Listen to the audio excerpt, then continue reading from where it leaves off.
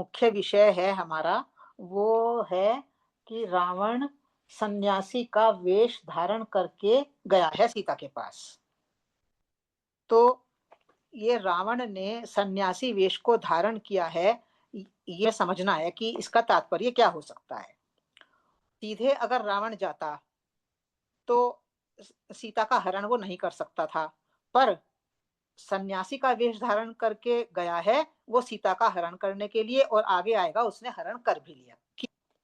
तो ये जो बात कही गई है कि रावण ने सन्यासी का वेश धारण किया, इसका तात्पर्य क्या है हम समझें पहले। हमारे ही भीतर का जो देहाभिमान है वो रावण है। देहाभिमान किसे कहते हैं?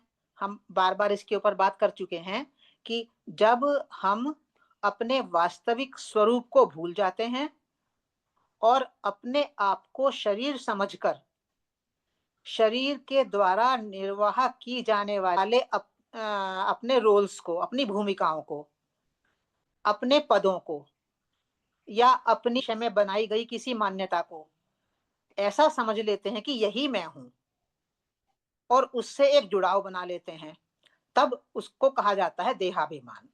यानी केवल अपने आप को शरीर समझना देहाभिमान नहीं है, अपने आप को शरीर समझकर अपनी भूमिकाओं को, अपने पदों को ऐसा समझ लेना कि यही मैं हूं और उनसे जुड़ाव बना लेना, ये कहलाता है देहाभिमान। तो इसके प्रतीक है रावण।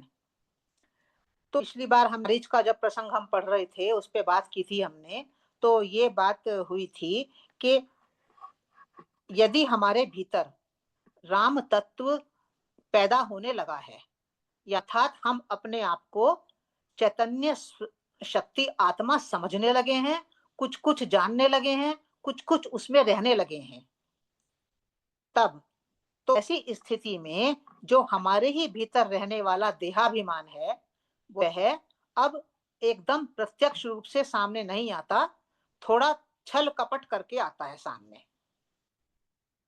जैसे अब हमने पढ़ना बिल्कुल शुरू नहीं किया था, कोई अध्ययन हमने नहीं किया था, तो हम हर समय देहाभिमान में ही रहते थे। पर अब वर्तमान में हम 24 घंटे देहाभिमान में नहीं रहते, बीच बीच में हम आता है कि अरे मैं शरीर नहीं हूं, मैं शरीर को चलाने वाली चैतन्य शक्ति आत्मा हूं, ये इतने रोल निभा रही हूं अपने जीवन में, तो ये मेरा वास्तविक स्वरूप नहीं है, ये केवल मेरा रोल है। ये बीच बीच में इसका स्मरण करने लगे हैं। तो राम का अवतरण हमारे भीतर हुआ तो है, पर अभी वो अपनी प्रारंभिक अवस्था में है।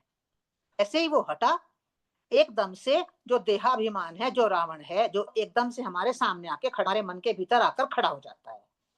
हमारा सबका अनुभव यही है कि जिस क्षण, जिस समय हम अपने स्वरूप का स्मरण करते हैं, हम बहुत अच्छे रहते हैं, हमारी सोच बिल्कुल पवित्र रहती है, पर जैसे ही वो हटा हमारे भीतर से, वो रावण आके देहाभिमान आकर हमारे भीतर खड़ा हो गया।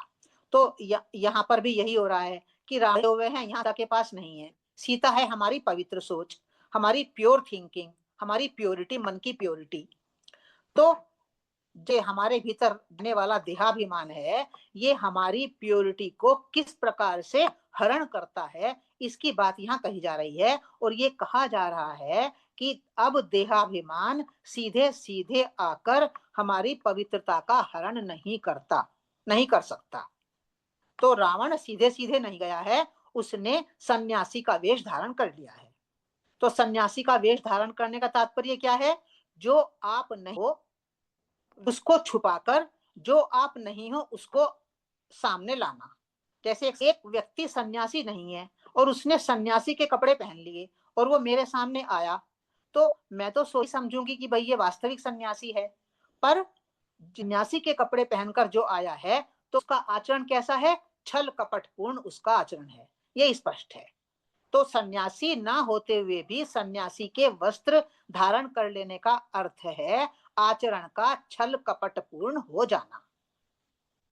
तो अब यहां कहा गया है कि रावण ने सन्यासी का वेश धारण कर लिया, तो इसका अर्थ हुआ कि देहाभिमान के कारण मनुष्य का छलपूर्ण आचरण करना। छलपूर्ण आचरण कैसा छलपूर्ण आचरण, कौन सा आचरण छलपूर्ण होता है?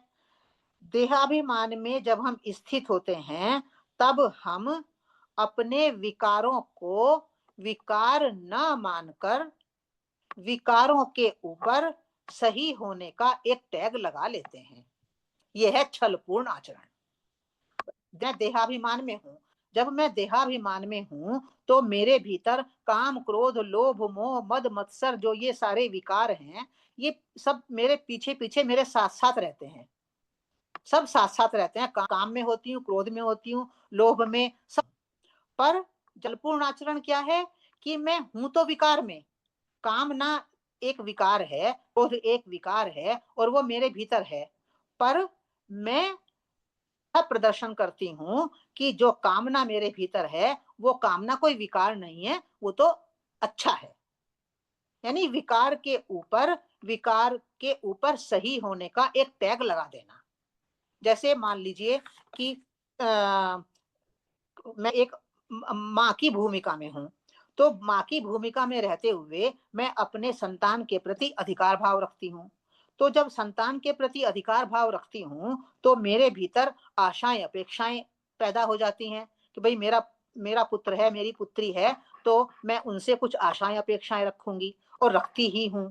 तो उस आशा, अपेक्षा को मैं विकार ना मानकर क्या कहूंगी कि भाई मेरा पुत्र है तो आशा अपेक्षा तो रहेगी ही, आशा अपेक्षा को मैं कैसे छोड़ सकती हूँ?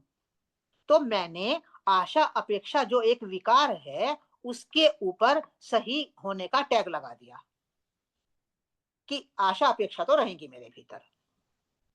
तो ये जो टैग लगा देना है, विकार को विकार न मानकर उसके ऊपर सही होने का जो मैं एक टैग लगा देती हूँ, वो है मेरा छलपूर्ण आचरण। मैं अपने आप से अपने प्रति छल कर रही हूं।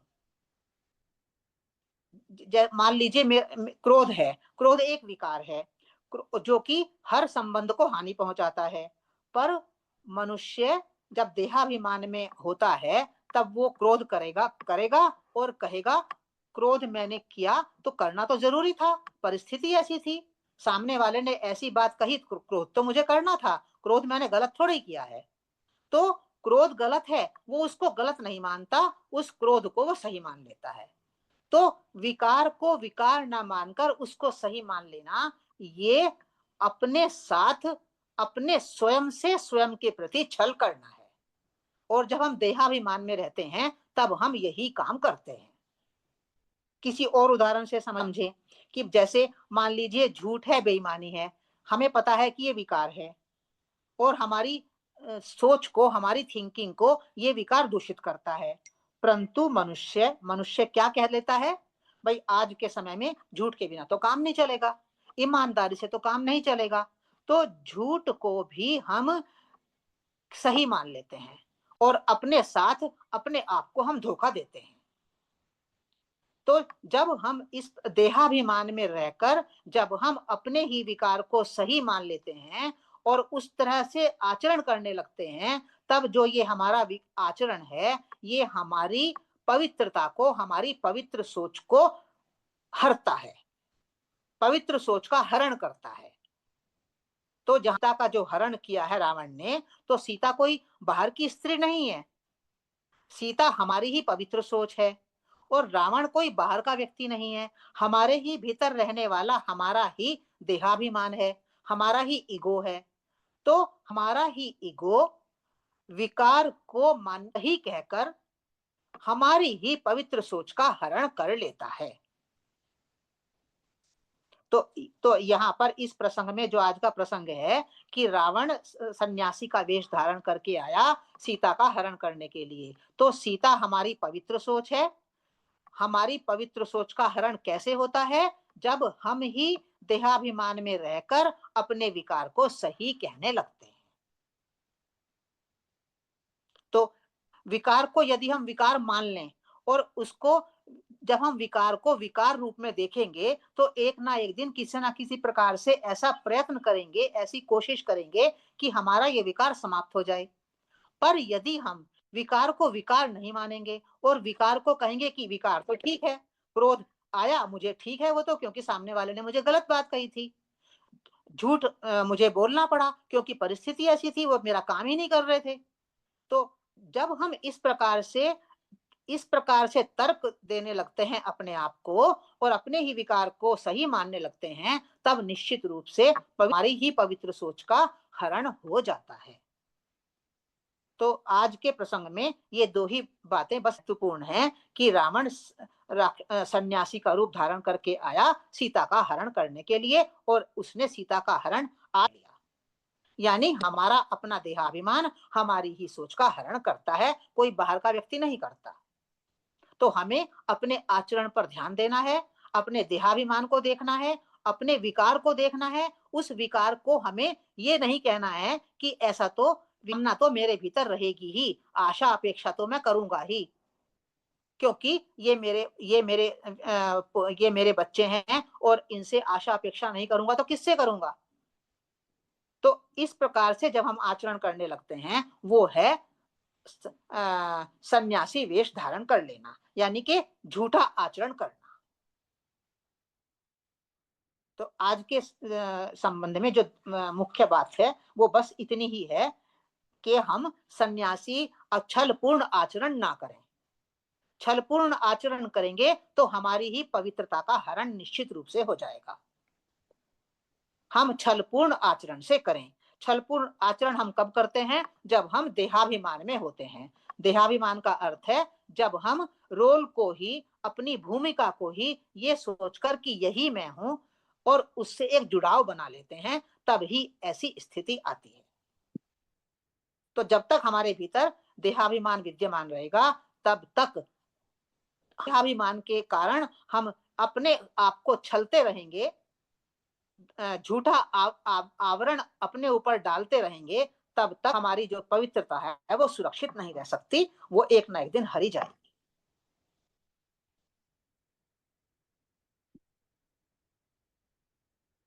तो एक काम तो हम हर समय करते हैं, रिएक्शन, प्रतिक्रिया करते हैं।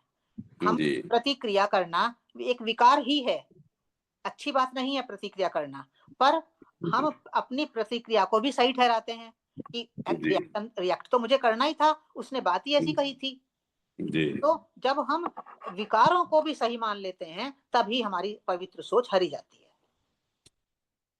तो विकार कोई सा भी ले लें अपनी लाइफ में, सोच सोच के इतने सारे विकार हैं, काम, क्रोध, लोभ, मोह, मद, मत्सर, ये सारे विकार हैं। प्रतिस्पर्धा, प्रतियोगिता, ये भी विकार हैं।